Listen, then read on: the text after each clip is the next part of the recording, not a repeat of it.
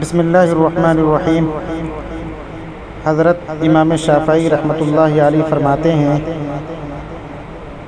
اربعۃ تقوی البدن، چار چیزیں جسم کو طاقتور بناتی ہیں: اکل اللحم، گوشت کھانا، وشم الطیب، اور خوشبو سونگھنا، وکثرۃ الغسل من غیر جماع، اور بغیر ہم بستری کے بکثرت غسل کرنا، ولبس القطان، اور صوتی لباس پہننا، واربعۃ توہن البدن، اور چار چیزیں جسم کو کمزور کر دیتی ہیں: کثرت الجماع، بکثرت صحبت کرنا، وکثرت الہم، اور بہت زیادہ رنج و غم کرنا، ٹینشن لینا، وکثرت شرب الماء علی الریق، اور نہار منہ خوب پانی پینا، وکثرت اکل الحامض، اور کھٹا بہت زیادہ کھانا۔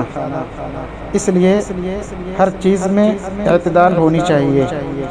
قرآن کریم میں اسے اعتدال کا درس دیا گیا: کلوا واشربوا ولا تسرفوا۔